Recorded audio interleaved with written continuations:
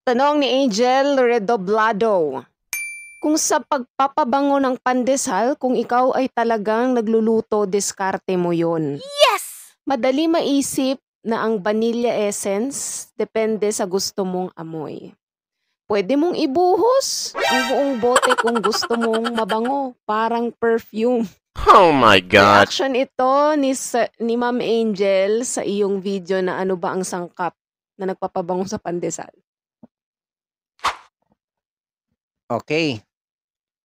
O Ma'am Angel, medyo mamaya susundin ng ating mga ano to Ma'am Angel. Oo, sinasabi ni Ma'am Angel, kung sa pagpabango ng pandesal, para sa akin din naman, kung hindi mo kontrolin ang inyong ginagamit, lahat ng ginagamit natin pag hindi kontrolin, sigurado bukod na nalugi ka pa, na masira pa ang gawa mo. Tandaan natin na lahat ng bagay na nagsobra at hindi ito angkop dyan sa ating ginagawa, ay sa kagustuhan nating bumango tapos nakinig tayo sa mga ganyang reaction, hindi rin talaga maganda. O ayan na tanong ni Ma'am Angel, ay kanyang reaction. Oh my God. Yan nga guys, sa nasabi ko doon, minsan din talaga sa iba nagtatanong sa groups, hindi rin maganda ang kanila minsan ang mga sagot nila. Parang binabalagbag ang kanilang mga sagot doon sa mga nagtatanong. Oo.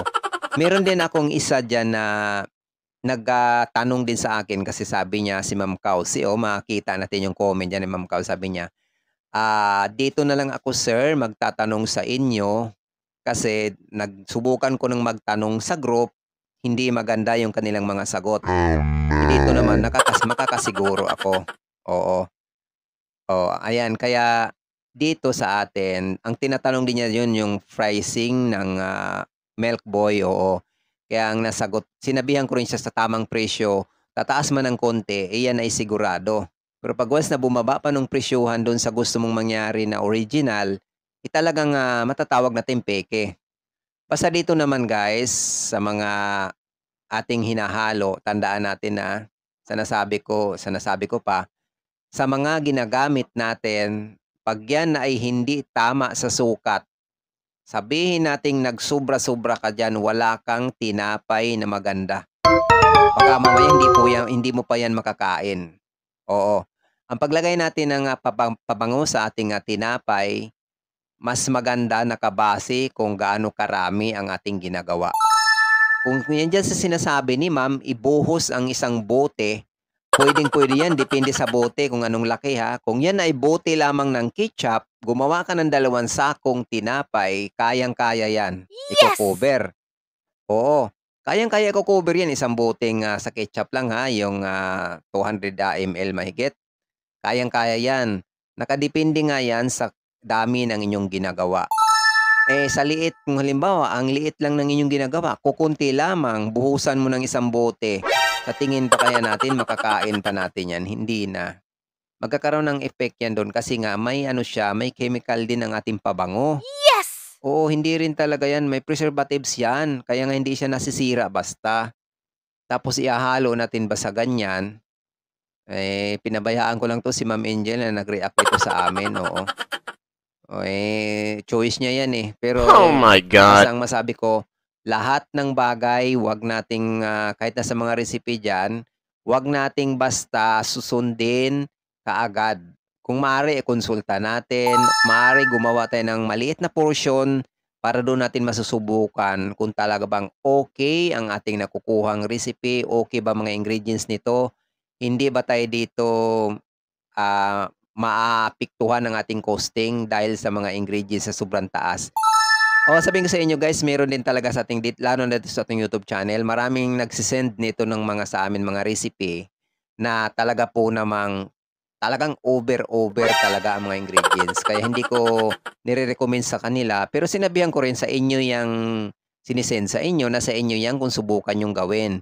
Pero dahil maramihan din ang sukat or mas mahigit 2 kilo pataas, o pagsubukan mo yan, ang daming lugi mo, di ba?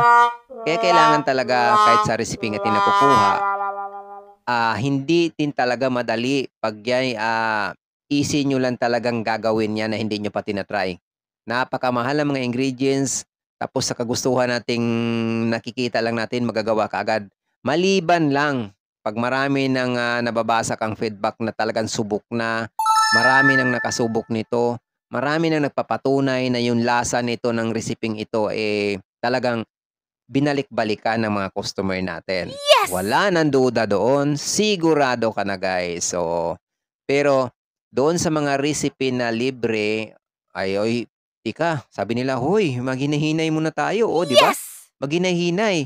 Kung pwede, gumawa lang muna tayo ng 100 grams. Oh, yung 100 grams na yan, pwede mong kukunin niya doon sa recipe na yung nakukuha. I-divide mo lang kung makagawa kayo. Tamang sukat ha. Kung magandang kalabasan noon, okay, go.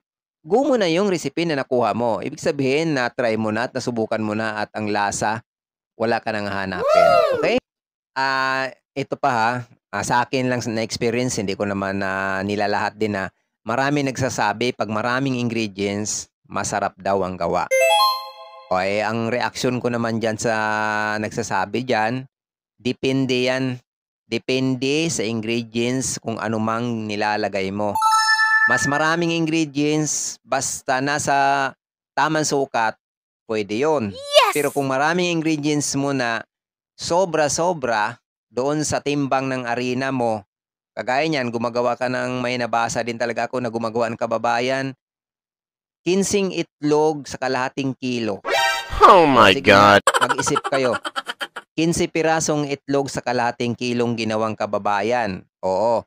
Tapos yung mga ibang ingredients pa, hindi ko na lang banggitin kung sino kasi ito yung protection din to. Mahirap yan guys. Kailangan talaga nakabase din tayo. Mas maganda ng recipe natin, hindi nakakaumay. Oo, kasi isipin mo, pag hindi nakakaumay, bibili ulit. Kasi hindi ka na, kung isang piraso pa lang, umay na yung customer natin. O talungin ko kayo, paano pa kayo balikan? Diba?